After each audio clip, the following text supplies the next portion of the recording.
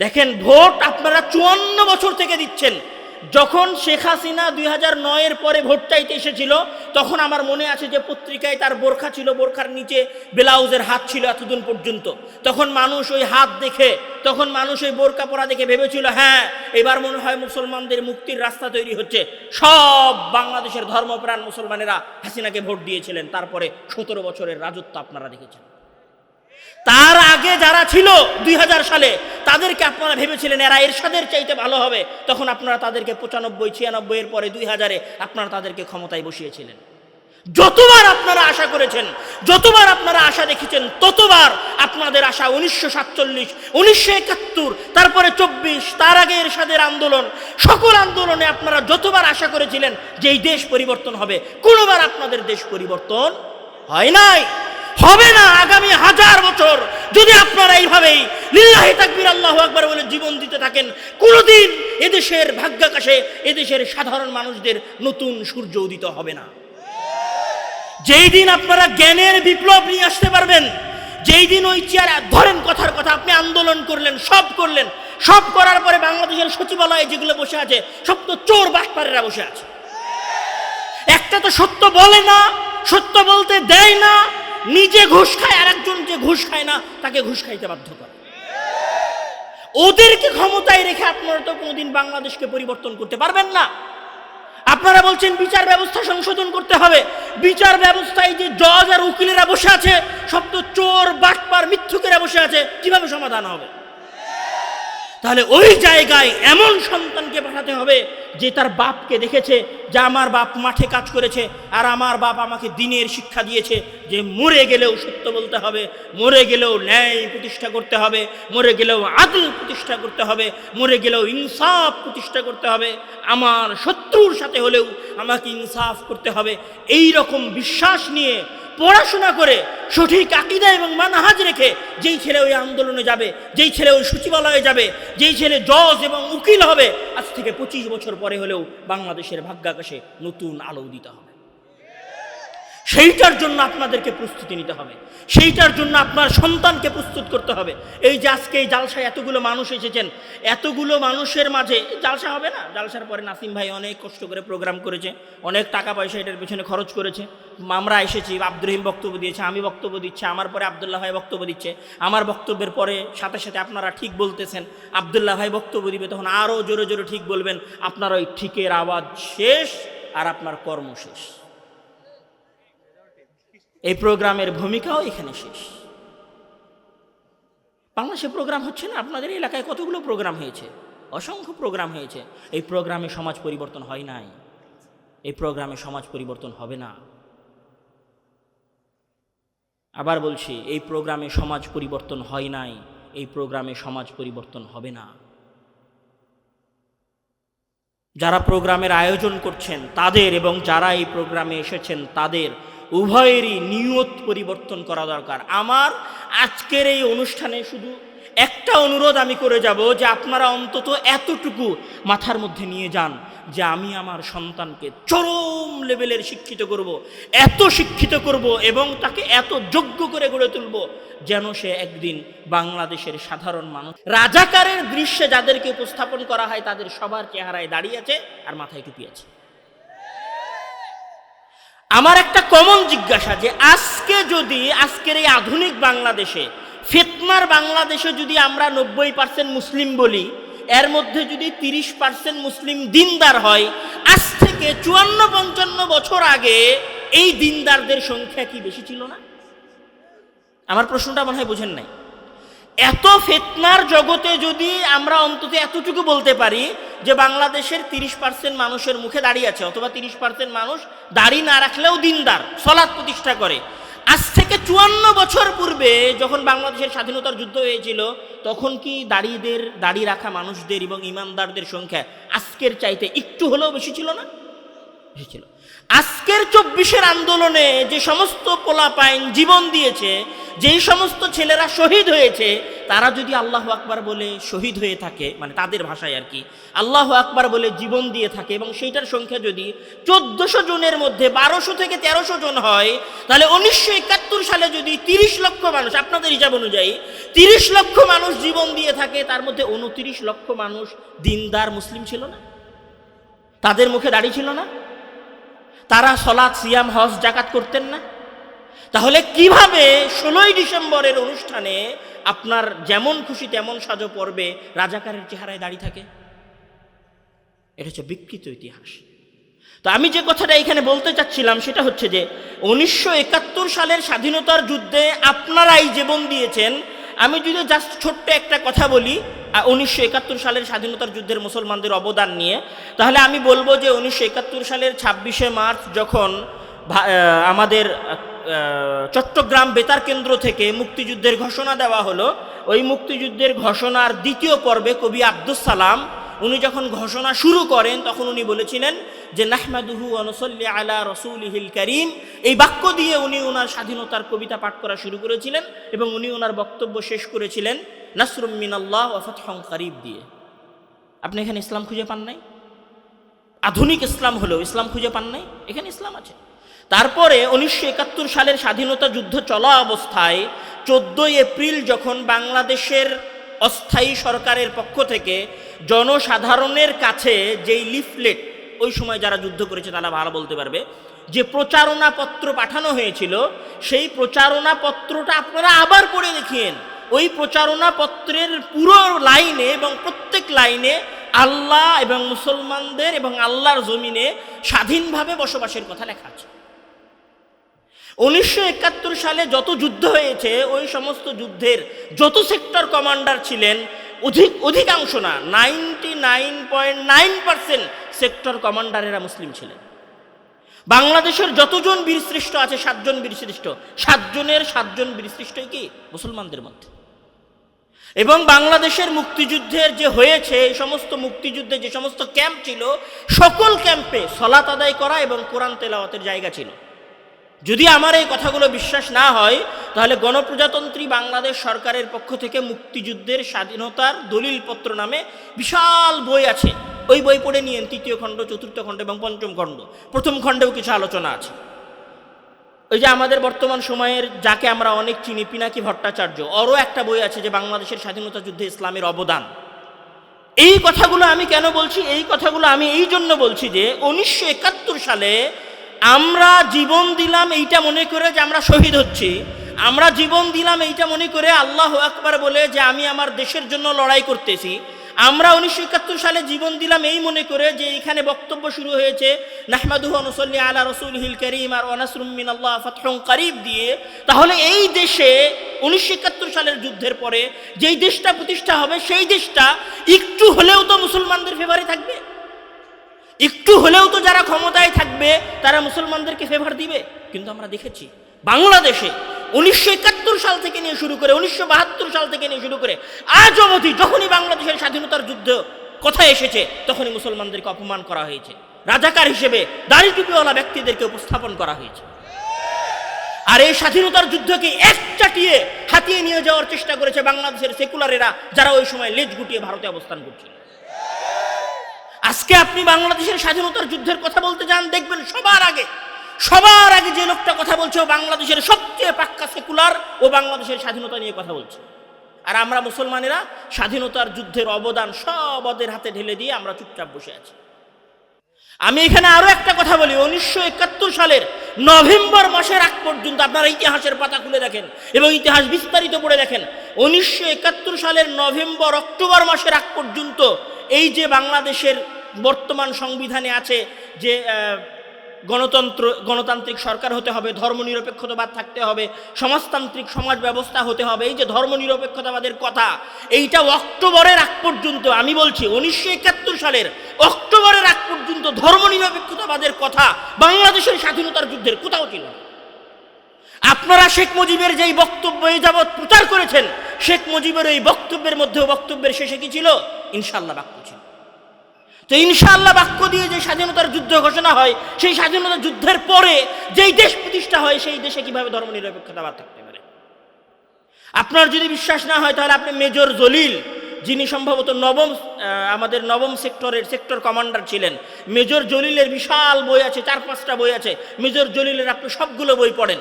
উনি বাংলাদেশের স্বাধীনতার জন্য নিজে যুদ্ধ করেছে, নিজে মুক্তিযুদ্ধ ছিলেন এবং বাংলাদেশের স্বাধীনতার যুদ্ধের কথা উনি বর্ণনা করেছেন। আপনি সেই ইতিহাস পড়েন। আমি এইখানে যে কথাটা বলতে চাচ্ছিলাম যে 1971 সালে আপনারা জীবন দিলেন, দিনের জন্য জীবন দিলেন, দিনের ভালোবাসায় জীবন দিলেন, মাতৃভূমির জন্য জীবন দিলেন, মাতৃভূমির ভালোবাসায় জীবন দিলেন। আপনারা এই কথা বলে জীবন দিলেন যে আমার দেশের স্বাধীনতা যদি কেউ কেড়ে নিতে চায়, নিজের মাল এবং রক্ত এবং সম্মানের হেফাজত করা ইসলামে জায়েজ। এই জন্য আমরা আমাদের 1971 সালের যুদ্ধে জীবন দিয়েছি। ওই জীবন দেওয়ার পরে কি আপনাদের আশা পূর্ণ হয়েছিল? হয় নাই। 24-এ আপনারা যে আন্দোলন করলেন, 24-এর আন্দোলনেও সবচেয়ে বেশি প্রাণ দিয়েছে বাংলাদেশের কোনো কোটিপতির ছেলে মারা গেছে এই নিউজ আছে আপনাদের কাছে? কোনো ধনীর ছেলে মারা গেছে, কোনো বড় রাজনৈতিক নেতার ছেলে মারা গেছে মনে আছে আপনাদের? এরকম একটা নাম গুনে দিতে পারবেন? মারা গেছে কারা? যার ছেলে এই নরসিংদী অঞ্চলে কারখানায় কাজ করে, মাঠে কাজ করে এবং ছেলেকে ঢাকা বিশ্ববিদ্যালয়ে পড়ায়, ওই ছেলেটা ঢাকায় মারা গেছে। যার বাপ দিন আনে দিন খায়, তাদের সন্তানেরাও এখানে মারা গেছে। আর 24-এর আন্দোলন শেষ হয় নাই, ক্ষমতার যে বন্টন হয়েছে, ক্ষমতার বন্টন সব এলিট শ্রেণীরা দখল করে নিয়ে গেছে। যারা একদিনও রাস্তায় নেমে স্লোগান দেয় নাই, যারা একদিনও রাস্তায় নেমে আন্দোলন করে নাই, তারাই 24-এর পরে আমাদের কাছ থেকে ক্ষমতা ছিনিয়ে নিয়ে চলে গেছে। আপনাদেরকে শুধু বুড়ি আঙ্গুল দেখাচ্ছে। 1947, 1971 এবং 24-এর এই আন্দোলনে সবচেয়ে বেশি যারা অপমানিত হয়েছে এবং সবচেয়ে বেশি যারা বঞ্চিত হয়েছে তারা হচ্ছে এই অঞ্চলের সাধারণ মুসলিম জনগণেরা। কিন্তু আমি বলছি, আজকের পরে এবং আজ থেকে 15-20 বছর পরে এই গণতন্ত্র আপনাকে আবারও বিপ্লব নিয়ে এসে দিবে, কিন্তু ওই বিপ্লবে যেন বাংলাদেশের এলিট শ্রেণীরা ক্ষমতা বন্টন করে ছিনিয়ে নিয়ে যেতে না পারে, আপনাদেরকে সেই প্রস্তুতি গ্রহণ করতে হবে। সেই প্রস্তুতি গ্রহণ কি করে হবে?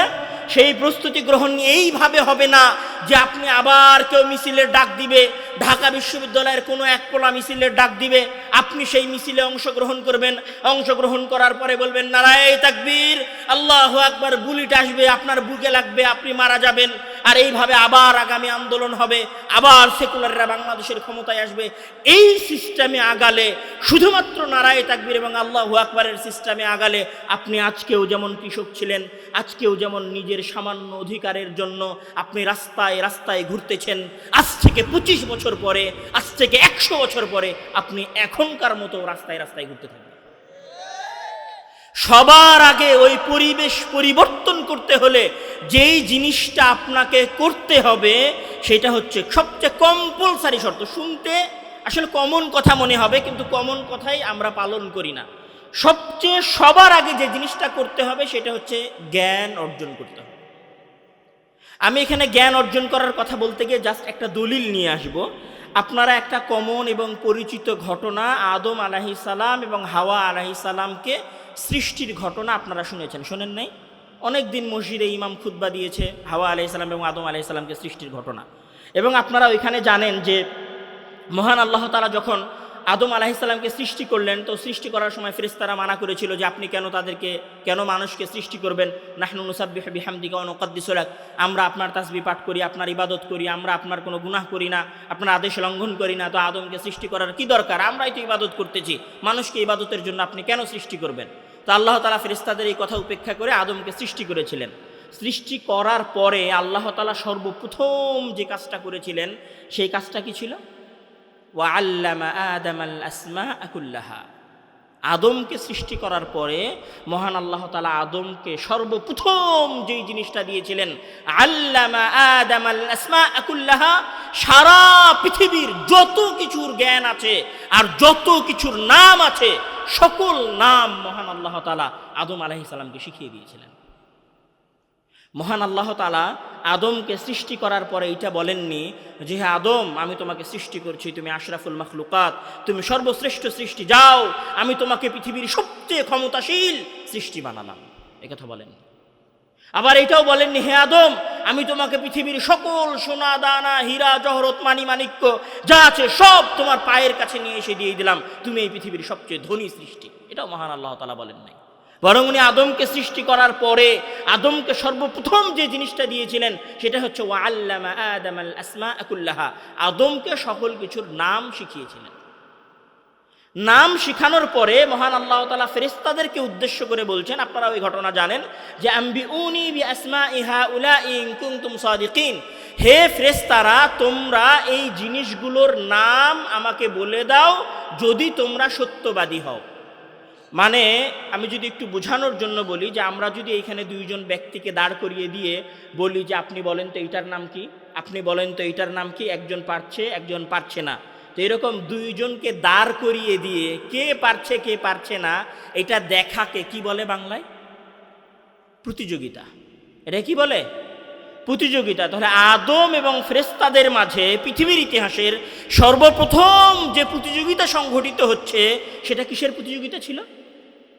সেটা কিসের প্রতিযোগিতা ছিল? জ্ঞানের। যারা একটু আগেই ঠিক বলে স্লোগান দিচ্ছিলেন, যারা এখান থেকে বের হয়ে রাস্তায় গিয়ে নারায়ে তাকবীর স্লোগান দিবেন, আমি তাদের কাছে শুনতে চাচ্ছি ওই প্রতিযোগিতাটা কিসের প্রতিযোগিতা ছিল? জ্ঞানের প্রতিযোগিতা ছিল। কে জানে আর কে জানে না সেটার প্রতিযোগিতা ছিল। তাহলে আজকেও যদি কেউ প্রকৃত প্রতিযোগিতায় নামতে চায় তাহলে সেটা কিসের প্রতিযোগিতা? জ্ঞানের প্রতিযোগিতা। যখন আদমকে জ্ঞান শিক্ষা দেওয়া হয়ে গেল, প্রতিযোগিতা হয়ে গেল, তারপরে মহান আল্লাহ তাআলা ফেরেশতাদেরকে উদ্দেশ্য করে বললেন যে উসজুদু লি আদম, তোমরা আদমকে কি করো? সিজদা করো।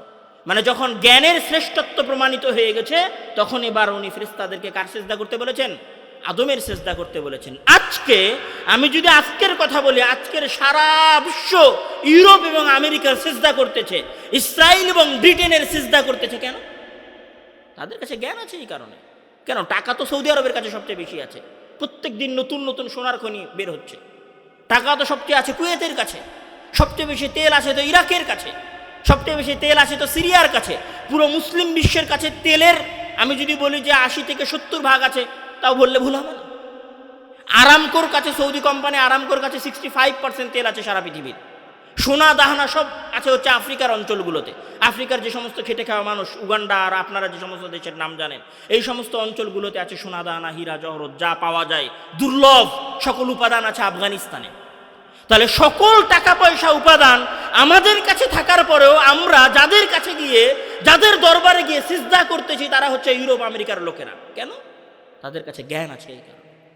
যেই দিন আপনার কাছে জ্ঞান ছিল, যেই দিন আপনার কাছে জ্ঞান ছিল সেটা ওই দিন যেই দিন আপনার কাছে বাগদাদ ছিল, সেই দিন ওই বাগদাদে সারা পৃথিবীর শাসকেরা এসে সিজদা করে যেত। যেই দিন আপনার কাছে বাগদাদে হাউস অব উইজডম ছিল, যেটাকে বলা হয় বর্তমান আধুনিক যুগের অক্সফোর্ডের চাইতেও কয়েক গুণ বেশি বিজ্ঞানী এবং গবেষকদের গবেষণাগার, সেই হাউস অব উইজডম যেই দিন আপনার কাছে বাগদাদে ছিল, সেই দিন সারা পৃথিবীর শাসকেরা আপনাদের কাছে এসে সিজদা করত। আজকে যেমন আপনারা ট্রাম্পের সাথে কোনো একটা চুক্তি হলে উল্লাস করেন না, যে অমুক দেশের অমুক ট্রাম্পের সাথে চুক্তি হলো, ওয়াও এটা মুসলমানদের একটা বিশাল সফলতা। ঠিক ওই দিন হারুন আর রশিদের সাথে যখন খ্রিস্টান শাসকেরা চুক্তি করে যেত, তখন তারা তাদের দেশে গিয়ে উল্লাস করত যে আমরা হারুন আর রশিদের সাথে চুক্তি করে এসেছি। কেন? সেই দিন হারুন আর রশিদের কাছে বাগদাদে জ্ঞান ছিল। যেই দিন আপনার কাছে আন্দালুসে, গ্রানাডা এবং কর্ডোভায় জ্ঞান ছিল, সেই দিন ইউরোপ থেকে ইউরোপের ছাত্ররা, ইউরোপের সন্তানেরা জ্ঞান অর্জন করার জন্য আসতো কর্ডোভা এবং আন্দালুসে। আর যেই দিন আপনার কাছে কর্ডোভা এবং আন্দালুস ছিল, যেই দিন আপনার কাছে বাগদাদ ছিল, যেই দিন আপনার কাছে দেমাস্ক ছিল, যেই দিন আপনার কাছে খোরাসান ছিল, সেই দিন সারা পৃথিবী আপনার ভয় থরথর করে কাঁপত। সব ইতিহাস আপনারা জানেন। সেই দিন কাঁপত শুধু এই কারণে যে আপনাদের কাছে জ্ঞান ছিল। পৃথিবী পরিচালনার মূলনীতি আছে। এই মূলনীতি কোনো সময় ধর্ম দিনের কারণে চেঞ্জ হয় না। পৃথিবী পরিচালনার মূলনীতি কি? যে সূর্য পূর্ব দিকে উঠবে আর পশ্চিম দিকে অস্ত যাবে, এটা কোনো সময় পরিবর্তন হবে না। যেই দিন পরিবর্তন হবে সেই দিন পৃথিবী ধ্বংস হয়ে যাবে। পৃথিবী পরিচালনার কমন মূলনীতি হচ্ছে যে পরিশ্রম করবে আল্লাহ তাআলা তাকে সেটার প্রতিদান দিবে। যদি অমুসলিমও হয়, যদি সে কাফেরও হয়, ও যদি পরিশ্রম করে তাহলে আল্লাহ তাআলা তাকে প্রতিদান দিবে। দুনিয়ার রুলস হচ্ছে কেউ যদি 100 তলা থেকে লাফ দেয় তাহলে তার মরে যাওয়ার সম্ভাবনা 100%। দুনিয়ার রুলস হচ্ছে যে এখানে এক সময় জোয়ার হয় সমুদ্রে, আর এক সময় ভাটা নামে। দুনিয়ার নিয়ম হচ্ছে যেখানে সকাল আছে আর সন্ধ্যা হয়। ঠিক এইরকম দুনিয়ার রুলস, মানে আল্লাহ তাআলা পৃথিবী পরিচালনায় এই মূলনীতি সেট করে দিয়েছেন যে যারা যখন জ্ঞানকে অর্জন করবে এবং জ্ঞানের প্রতিযোগিতায় নেমে থাকবে এবং জ্ঞানের প্রতিযোগিতায় অংশগ্রহণ করবে, সারা পৃথিবীকে আল্লাহ তাআলা তাদের গোলাম বানিয়ে দেবেন, চাহে সে কাফের হোক চাহে সে মুসলিম হোক। যেই দিন আপনারা আবার আপনাদের সন্তানেরা, মানে আপনাদের কৃষকের সন্তানেরা, দিনমজুর মানুষের সন্তানেরা, যেই দিন খেটে খাওয়া লোকগুলোর সন্তানেরা প্রকৃত শিক্ষিত হওয়া শুরু হবে, সেই দিন বাংলাদেশের মানুষদের ভাগ্য পরিবর্তন। আপনারা দেখেছেন, আমি কাউকে আইডল বলছি না, আমি কাউকে আমাদের অনুকরণীয় ব্যক্তিত্ব মনে করি না, তারপরেও বলছি যে আপনারা একজন হাদির ভার এবং একজন হাদির যোগ্যতা এবং একজন হাদির মৃত্যুতে পুরো সরকারে যে উথাল পাথাল হয়েছে, সারা বাংলাদেশে যে উথাল পাথাল হয়েছে, সেই উথাল পাথাল আপনারা দেখেছেন। হাদির ওই উথাল পাথালের পেছনের মূল কারণ কি ছিল? হাদির জ্ঞান। হাদি যখন টকশোতে বসেছে তখন ওর সামনে আর কেউ কথা বলতে পারে নাই।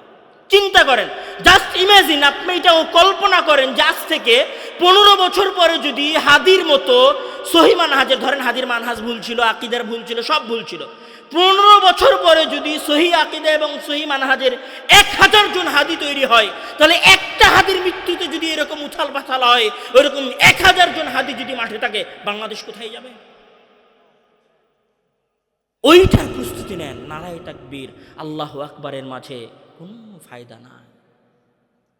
পড়াশোনা করেন ঘরে, বিপ্লব প্রতিষ্ঠিত হবে অটোমেটিক্যালি রাস্তা। হারিয়ে যান টেবিলের মাঝে, হারিয়ে যান লাইব্রেরির বইয়ের সেলফে, তারপরে ওইখান থেকে বারুদের মতো বের হন। আপনি যেই দিন বারুদের মতো বের হবেন, সেই দিন এই দেশে এক নীরব অভ্যুত্থান সংঘটিত হবে। সেই দিন এই যে এলিট শ্রেণীর রাজার ছেলে রাজাদেরকে দেখছেন না, এরা কোনোদিন আর থাকবে না। ওরা আপনাদেরকে শুধু বেকার হওয়ার রাস্তা বলে দিতে পারে, ওরা আপনাদেরকে শিক্ষিত হওয়ার রাস্তা কোনোদিন বলে দেয় নাই, কোনোদিন বলে দিবে না। ওরা আপনাদেরকে টাকার লোভ দেখাতে পারে, কিন্তু আপনি কিভাবে ওই ক্ষমতার মসনদ পর্যন্ত যাবেন, সেই রাস্তা আপনাকে কোনোদিন দেখায় নাই, কোনোদিন দেখাবে না। আপনাকে এসে শুধু বলবে আমাকে একটা ভোট দিন।